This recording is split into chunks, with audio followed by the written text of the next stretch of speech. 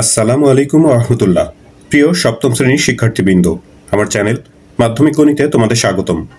বন্ধুরা, 2025 সালের পরিমার্জিত গণিত বইয়ের প্রথম অধ্যায়ের অনুশীলনী 1.2 এর 3টা উদাহরণ নিয়ে এই পর্বে আলোচনা করব। উদাহরণ নম্বর 9, 10, 11।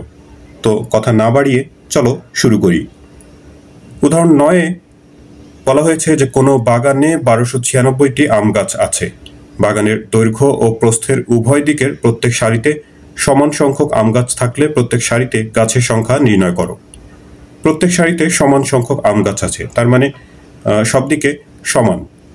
তো সমান সংখ্যক যদি আম গাছ থাকে, তো 1296টা আম গাছকে যদি আমরা প্রত্যেক সারিতে সমানভাবে বিন্যস্ত করতে চাই, সাজাতে চাই, তাহলে 1296-এর বর্গমূল করলেই প্রত্যেক সারির গাছের সংখ্যা কত সেটা পাওয়া যাবে। তো বাগানে মোট আম গাছ 1296টি। বাগানের দৈর্ঘ্য আর প্রস্থ বরাবর প্রত্যেক সারিতে সমান সংখ্যক গাছ থাকলে প্রত্যেক সারির গাছের সংখ্যা হবে 1296 এর বর্গমূল। তো 1296-এর বর্গমূল করলেই আমরা প্রত্যেক সারির আম গাছের সংখ্যা পেয়ে যাব। এখন সেই বর্গমূলটা আমরা ইচ্ছা করলে ভাগ প্রক্রিয়া করতে পারি, ইচ্ছা করলে এই মৌলিক গুণনীয়কের সাহায্যও করতে পারি। তো এখানে আমি মৌলিক গুণনীয়কের সাহায্য করেছি। 1296 প্রথমে এটাকে 2 দিয়ে ভাগ যায়, যেগুলো সংখ্যার একক স্থানীয় অঙ্ক জোড় সংখ্যা সেগুলো অবশ্যই 2 দিয়ে বিভাজ্য। তো 2 দিয়ে ভাগ করলে এখানে 648 হয়, আবারও 2 দিয়ে ভাগ যাবে 324, 2 দিয়ে ভাগ করে 162, আবার 2 দিয়ে ভাগ করে 81। 81-কে 2 দিয়ে আর ভাগ যায় না, 3 দিয়ে ভাগ করলে, আচ্ছা 3 দিয়ে বিভাজ্য সংখ্যা কোনগুলো সেগুলো আগে বলেছি আমি। যে সমস্ত সংখ্যার অঙ্কগুলোর যোগফল 3 দ্বারা বিভাজ্য সেই সংখ্যাগুলো অবশ্যই 3 দ্বারা বিভাজ্য। তো 81, 8 আর 1 9, 9 3 দ্বারা বিভাজ্য, তো সুতরাং 81ও 3 দ্বারা বিভাজ্য। 81-কে 3 দিয়ে ভাগ করলে 27 হয়, 27-কে আবার 3 দিয়ে ভাগ যায়, 3 নং 27, আর সবশেষে 3 তিরিক্ষা 9। তো তার মানে 1296-কে ভেঙে আমরা মৌলিক গুণনীয়ক পেলাম হচ্ছে এই যে এইগুলো। 2 হচ্ছে 4টা আর 4টা 3। তো এগুলোকে যদি আমরা জোড় বেঁধে লিখি, প্রতি এক জোড়া থেকে একটা একটা করে অঙ্ক নিয়ে একটা করে সংখ্যা নিয়ে সেগুলোর গুণফলই হচ্ছে 1296-এর বর্গমূল। √1296 অর্থাৎ 1296-এর বর্গমূল। এখান থেকে একটা 2, এখান থেকে একটা, এখান থেকে আর এখান থেকে একটা করে 3 নিয়ে গুণ করলে 3 তিরিক্ষা 9, 9 দুগুণা 18, 18 দুগুণা 36। তার মানে 1296-এর বর্গমূল হচ্ছে 36, অর্থাৎ প্রত্যেক সারিতে আম গাছের সংখ্যা 36টি। তো এটাই উদাহরণ 9 এর উত্তর।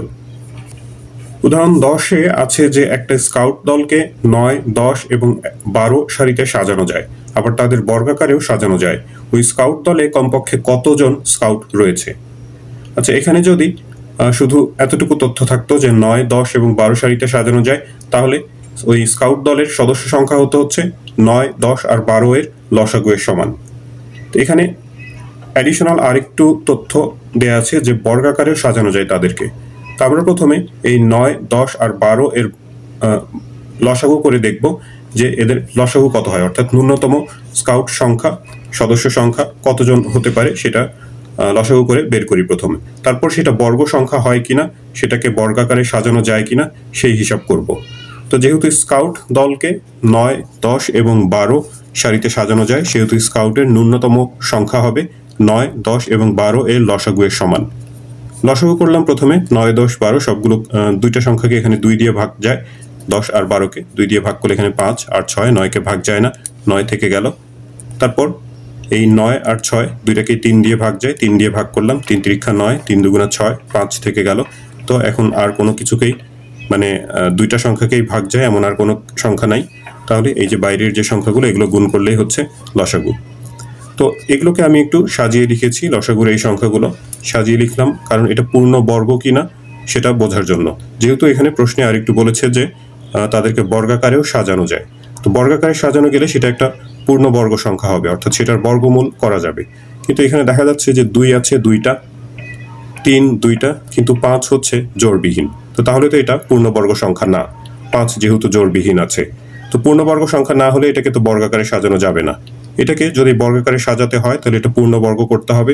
পূর্ণবর্গ করতে গেলে ন্যূনতম এখানে 5 একটা গুণ করতে হবে, তাহলে 5ও জোড় অবস্থায় চলে আসবে, তখন এটা পূর্ণবর্গ সংখ্যা হবে। তো প্রাপ্ত লসাগু, এটা লসাগুর গুণ ফলটা আমাদের প্রয়োজন নেই আপাতত। লসাগু এটা পূর্ণবর্গ নয়, যেহেতু স্কাউট দলকে বর্গাকারেও সাজানো যায় সেহেতু সংখ্যাটি পূর্ণবর্গ হবে। তো সেটা পূর্ণবর্গ করার জন্য একটা 5 গুণ করতে হবে। দলে স্কাউট সংখ্যা হবে কমপক্ষে এই যে একটা 5 এখানে অতিরিক্ত নিয়ে গুণ করলে গুণফল যা হয়, এখানে 2 দুগুণা 4, 3 তিরিক্ষা 9, 5 5 25, তারপর এই 4 9 আর 25 গুণ করলে 4 25 100, 100 সাথে 9 গুণ করে দিলে 900 জন।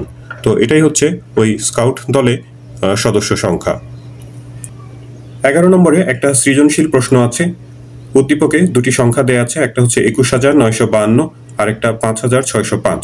প্রথম ক নম্বরে বলা হয়েছে যে প্রথম সংখ্যাটি কি পূর্ণবর্গ সংখ্যা, যুক্তি দাও। পূর্ণবর্গ সংখ্যা হতে গেলে এই যে এখানে দেখতে পাচ্ছি যে প্রথম সংখ্যাটা হচ্ছে 21,952, এর একক স্থানীয় অঙ্ক হলো 2। তো আমরা জানি যে কোনো সংখ্যার একক স্থানীয় অঙ্ক যদি 2, 3, 7 অথবা 8 হয় তাহলে সেটা পূর্ণবর্গ হয় না। তো এখানে যেহেতু 2 আছে আমরা লিখেছি যে আমরা জানি কোনো সংখ্যার একক স্থানীয় অঙ্ক 2, 3, 7 বা 8 হলে সংখ্যাটা পূর্ণবর্গ হয় না। তো যেহেতু এখানে প্রথম সংখ্যাটার একক স্থানীয় অঙ্ক 2, সেহেতু এই সংখ্যাটা পূর্ণবর্গ না। এটা পূর্ণবর্গ কি না শুধু সেটাই লিখতে বলেছে, এতটুকু লিখে দিলেই হয়ে গেল। তো এখানে এটা নির্ণয় করে দেখানোর দরকার নাই।